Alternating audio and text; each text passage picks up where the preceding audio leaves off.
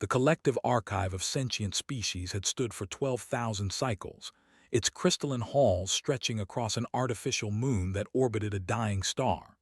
Within its walls, the data cores hummed with the recorded histories of over 900 spacefaring civilizations. Every species that had achieved the ability to travel between stars was documented here. Their rise, their peak, their eventual fading into silence. The archive remembered them all. Senior Archivist Eth moved through the central chamber with the quiet efficiency of one who had performed this work for 300 cycles. Eth's body was a construct of crystalline lattices and flowing light, a form their species had designed for themselves after they had abandoned biological existence long ago. They no longer needed to eat or sleep or feel. They simply worked, processed, and recorded. It was, they believed, the natural end point of all intelligent life. Today, Eth had received a new assignment. A species had been discovered in a distant arm of the galaxy, one that had only recently begun sending signals into space. They called themselves humans, and they came from a small blue world they named Earth. The collective had been monitoring them for some time, gathering their transmissions, their recorded histories, their art and science and wars. Now it was time to create their official entry in the archive. Eth approached the task with the same clinical detachment they brought to all their work. Every species was the same in the end. They started as simple biological creatures, driven by primitive needs: hunger, fear, the urge to reproduce. Some developed tools, then language, then technology. A few made it to the stars, and all of them, without exception, eventually learned to set aside the messy inefficiency of emotion in favor of pure logic. It was simply how intelligence evolved. The data was clear on this point. Emotion was a survival mechanism, useful for creatures who needed to respond quickly to threats, who needed to bond with mates and protect offspring. But as species advanced, they outgrew these primitive drives. They optimized. They became rational. The archive had documented this pattern in every single civilization it had ever recorded. Eth expected the humans to be no different. They were young, certainly, barely a few thousand cycles into their recorded history, still deep in their biological phase, still ruled by chemicals and impulses. But they would grow out of it eventually. They always did. The first records Eth examined were simple enough. Wars fought over territory and resources, leaders who seized power through force, populations that competed for limited supplies. Standard biological behavior, easily categorized. Eth noted the relevant data points and moved on. But then the anomalies began to appear. The first one Eth flagged involved a human physician from a region called China. The records showed that this man, Li, had detected signs of a new and dangerous disease. He had warned others, tried to alert his community to the threat. His government had silenced him. And then, despite knowing the risks, he had continued working to treat the sick until the disease claimed his own life. Eth paused at this record, uncertain how to categorize it. The physician had possessed information that suggested he himself was in danger. The logical response would have been to flee to protect himself, to ensure his own survival. Instead, he had stayed and worked until his body failed. This made no sense. Eth flagged the incident as a possible data error and moved on. The next anomaly involved a group of humans called firefighters. Their job, apparently, was to enter burning structures and rescue those trapped inside. The records showed them running into buildings that were actively collapsing, fully aware that they might not emerge alive. Many of them did not, and yet others continued to volunteer for this work, generation after generation. Again, Eth could not reconcile this behavior with any known model of biological survival. These individuals were not protecting genetic relatives. They were not defending their own territory or resources. They were simply running toward danger because other humans needed help. Eth flagged these incidents as well and continued reviewing the records. A human female throwing herself in front of a moving vehicle to push a child out of its path. The child was not her offspring. She had never met him before that moment. She died. He lived. Why? A human male diving into a frozen lake to save a stranger who had fallen through the ice. He pulled the stranger to safety, then slipped beneath the surface himself. His body was recovered 3 days later. The stranger attended his memorial and wept. Soldiers throwing themselves onto explosive devices to shield their companions from the blast. Medical workers refusing to evacuate dangerous areas because patients still needed care. Parents who gave their food to their children during famines and then starved themselves. Strangers who donated pieces of their own bodies, their kidneys, their bone marrow, to people they had never met and would never see again. The records piled up in Eth's processing cores, each one more inexplicable than the last. These were not isolated incidents. They were not mistakes or outliers. They appeared in every human culture, in every time period, in every corner of their small world. The pattern was consistent and pervasive. Humans, it seemed, regularly terminated their own existence to preserve the existence of others. And not just close relatives, not just members of their immediate social groups. They did it for strangers. They did it for the children of enemies. They did it, in some truly baffling cases, for members of entirely different species. Eth found a record of a human who had died trying to save a dog from a flooding river. The dog was not even a useful animal to the human. It served no practical function. It was simply a companion, an organism the human had formed an emotional bond with, and the human had died for it. This was impossible.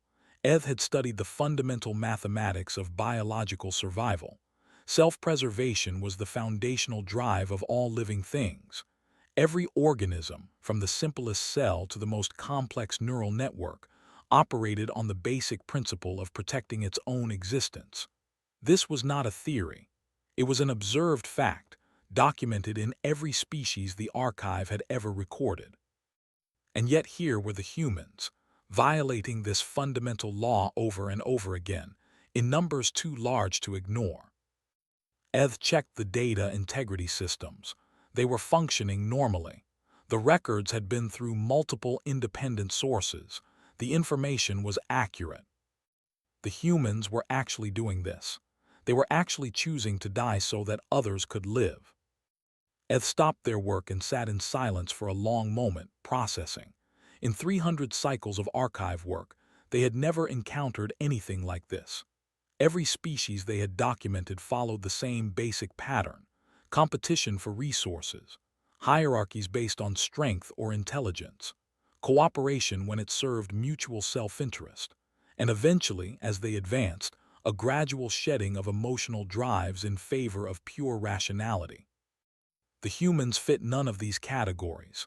They were not optimizing for survival. They were not behaving logically.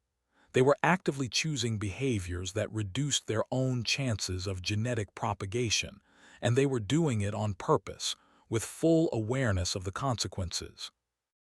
More disturbingly, they seemed to celebrate this behavior. They built monuments to those who died for others. They told stories about them, passed their names down through generations, held them up as examples to be followed. They had a word for it, a concept that appeared in every human language and culture. Sacrifice. Eth did not understand this word. Their species had designed their language specifically to exclude such inefficient concepts. There was no term for choosing death when survival was possible. The very idea was classified as a logic error, a malfunction to be corrected. But the humans treated it as a virtue, as something to aspire to. Eth sat in the silent chamber, surrounded by the accumulated knowledge of 900 civilizations, and for the first time in their long existence, they did not know what to think. After a long moment of processing, they composed a message and sent it to the Archive Council. They requested a secondary review team. This assignment, they explained, was beyond their ability to handle alone. Something was wrong with the humans. Or perhaps, Eth thought with a flicker of something they did not recognize, something was wrong with the archive. The review team assembled in the central analysis chamber 7 cycles later. It was an impressive gathering, 7 archivists from 5 different species, each one selected for their expertise in documenting unusual civilizations. They had seen everything the galaxy had to offer, or so they believed. The chamber itself was a vast spherical space, its walls lined with projection surfaces that could display any data in the archive. At its center, a floating platform provided workspace for the team. Aura led the investigation. They were a distributed intelligence, a being who existed simultaneously across 17 separate processing nodes spread throughout the archive complex. When they spoke, their voice came from everywhere at once, a chorus of identical tones that somehow merged into a single coherent sound. They had personally documented 400 civilizations during their existence. They were considered one of the finest analytical minds in the collective. None of it prepared them for what Eth presented. The projection surfaces lit up with human data as Eth guided the team through their findings. The pattern was undeniable. Self-sacrifice appeared in 94.7% of all recorded human population centers. It crossed every boundary of culture, religion, language, and time period. It appeared in ancient records scratched onto stone tablets and in modern digital transmissions. The humans had been doing this since before they developed writing, and they showed no signs of stopping. The youngest member of the team spoke first. They were a recently uploaded consciousness from a species that had transitioned to digital existence 3,000 cycles ago. Their perspective was still fresh, not yet calcified by of-archive assumptions. Perhaps their concept of self operates differently, suggested. They projected a theory into the shared visualization field. Many hive species sacrifice individual units for collective benefit. The mathematics balance because the individual is merely an extension of the larger organism. Perhaps humans function similarly. Eth had considered this hypothesis. They had modeled it extensively over the past 7 cycles. It fails, Eth replied. Humans maintain strong individual identity. Their fear of personal death is extremely well documented. They have entire categories of art and philosophy dedicated to processing this fear. They sacrifice despite their fear of death, not because of its absence. Eth paused, then continued. Furthermore, they frequently sacrifice for individuals outside their genetic line, outside their social groups, even outside their species. I have found recorded incidents of humans dying to save creatures they consume for food, animals with no genetic relationship to them whatsoever. The chamber fell silent. Aura's 17 nodes flickered in what, in a biological species, might have been called confusion. The mathematics simply did not work. No rational model could explain this behavior. Another team member, a being of pure electromagnetic fields who had been observing from the upper reaches of the chamber, descended to join the discussion. Their name was Threshold, and they specialized in modeling evolutionary pressures. Perhaps, Threshold hummed, this is a malfunction, a glitch in their neural architecture, something that should have been selected against but persisted due to random chance. Eth had modeled this theory as well. It also fails. Humans who display this behavior are held in high regard by their societies. They are more likely to attract mates, more likely to receive community support, more likely to have their genetic material propagated. Their societies actively select for this trait. It is not a malfunction. It is an optimization. An optimization for what? Aura asked. What possible benefit could a species gain from members who voluntarily terminate themselves? This was the question Eth could not answer. They had run the models thousands of times. Every time, the same result emerged. A species where individuals sacrifice themselves for others should, according to every known principle of evolutionary biology, be outcompeted by species where individuals prioritize their own survival. And yet the humans had not only survived, they had thrived. They had gone from primitive tool users to a spacefaring civilization in a remarkably short span of time. Show us, said a voice from the corner of the chamber. It belonged to the eldest member of the team, a being so ancient that their original species designation had been lost to data decay. The other archivists simply called them the Witness. They had been observing civilizations since before most species in the archive had achieved sapience. Eth displayed the records. The team watched in silence as the human stories unfolded before them. A man named who jumped onto subway tracks to shield a stranger who had fallen, pressing both their bodies into a gap between the rails as a train passed inches above them. A woman named who smuggled thousands of children to safety during a war, enduring torture rather than reveal their locations. A young man named Maximilian who volunteered to die in place of another prisoner, someone he had never met before that moment. The smaller sacrifices appeared too. Parents who worked themselves into early graves to provide for their children, neighbors who gave their last food to families who had none, doctors who refused to leave plague zones because patients still needed care, strangers who donated organs to people they would never meet, who gave their blood, their time, their labor, expecting nothing in return. And then the truly inexplicable cases. Humans who died for animals, humans who died for ideas, humans who died to protect places, plants, abstract concepts of justice and freedom. This is not rational, stated when the display finally ended. No, the witness agreed. Their ancient form shifted in what the others recognized as deep contemplation. It is not rational, and yet it persists, across all their generations. They teach it to their young as the highest virtue. They build monuments to those who practice it. They tell stories about it to inspire others. The witness turned to address the full team, and there was something in their bearing that commanded attention.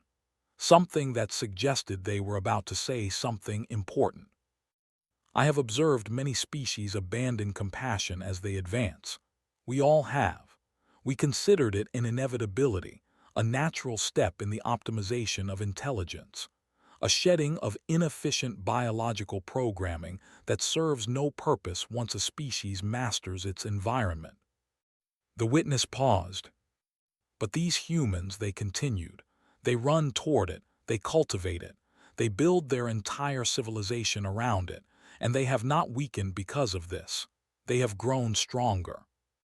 Aura's 17 nodes flickered again, processing this observation. The implications were troubling. Are you suggesting, Aura asked slowly, that our fundamental assumptions about development are incorrect? The witness did not answer directly. Instead, they asked a question of their own. How many of the civilizations in our archive are still active? The number was not comforting. Of 900 recorded species, fewer than 30 still maintained functioning societies. The rest had declined, faded, or disappeared entirely. The archive had attributed this to various factors: resource depletion, entropy, statistical inevitability.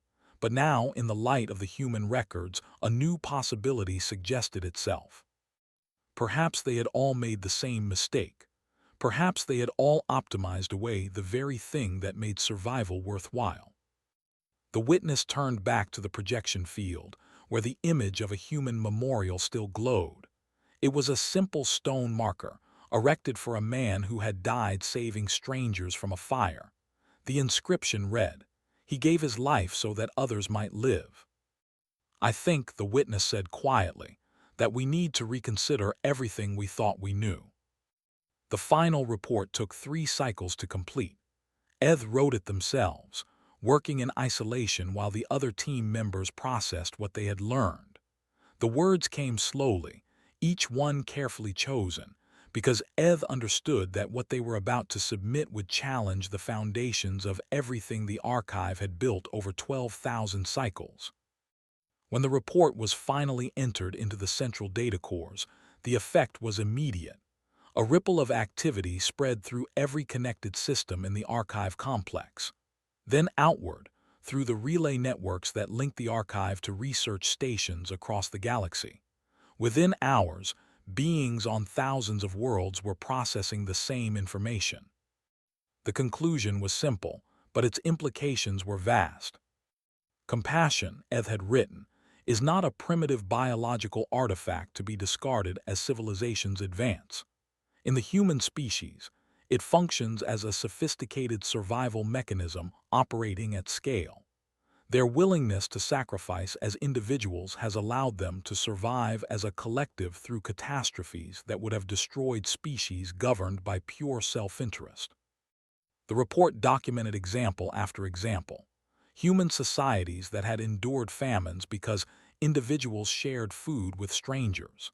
Cities that had survived disasters because people ran toward danger to help others. Entire civilizations that had rebuilt after devastating wars because enough individuals chose to protect and nurture rather than compete and destroy. The mathematics, once Eth adjusted the models to account for long-term collective survival rather than short-term individual success, were elegant. A single individual who sacrificed themselves could save many others. Those others, inspired by the example, became more likely to make similar choices in the future.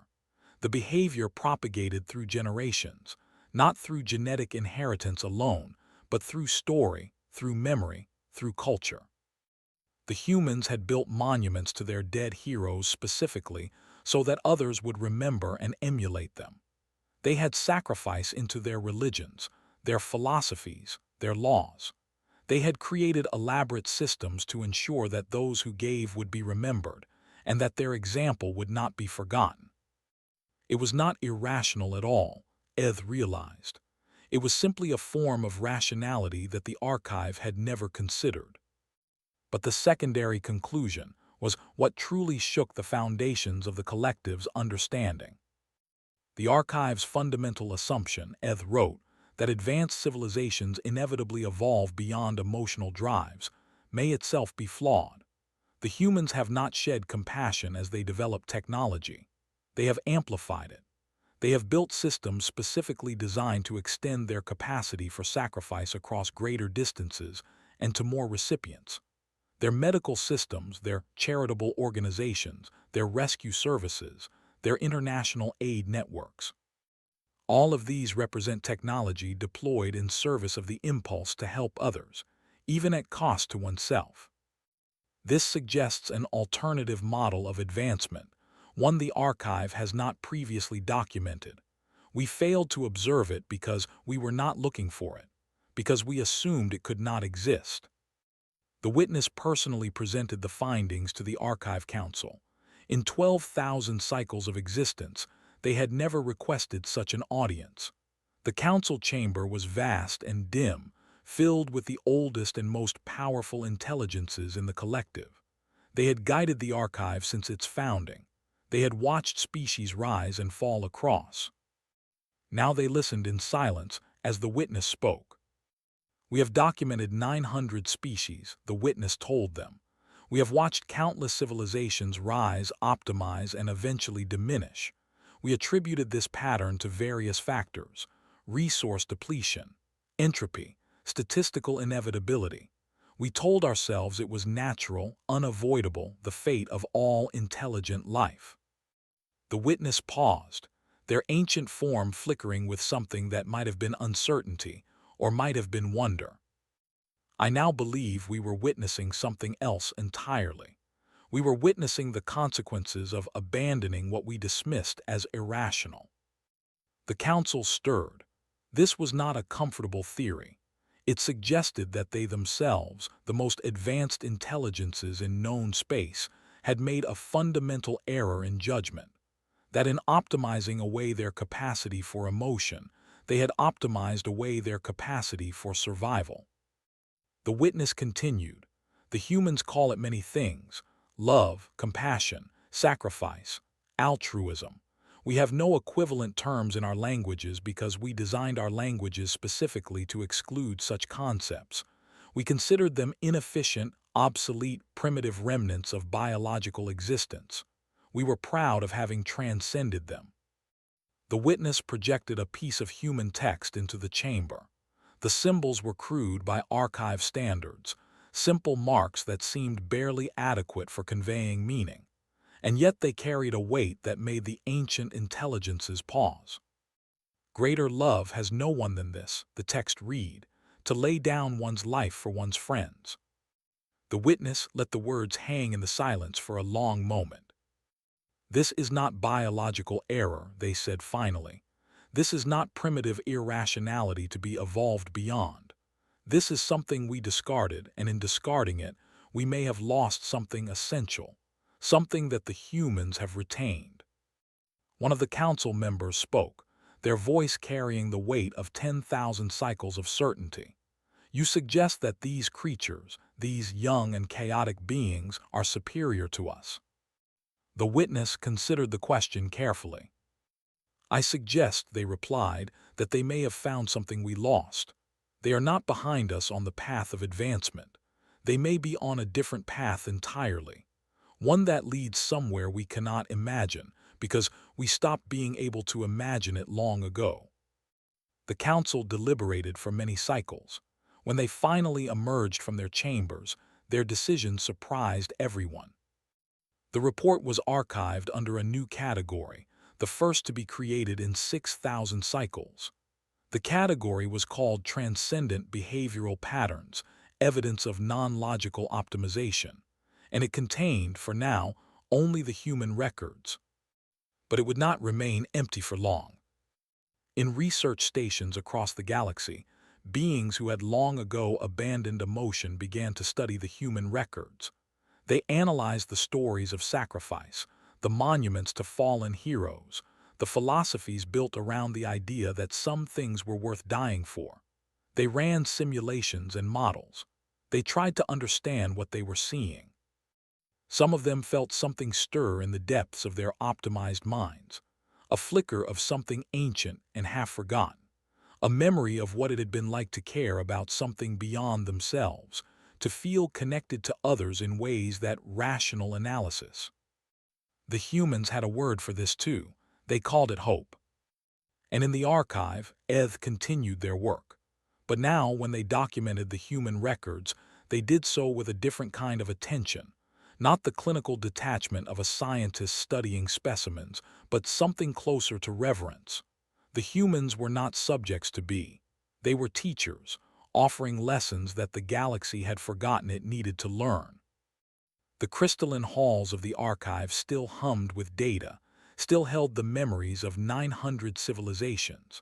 But now there was something new among the ancient records, a small collection of stories about creatures who chose to die so that others might live.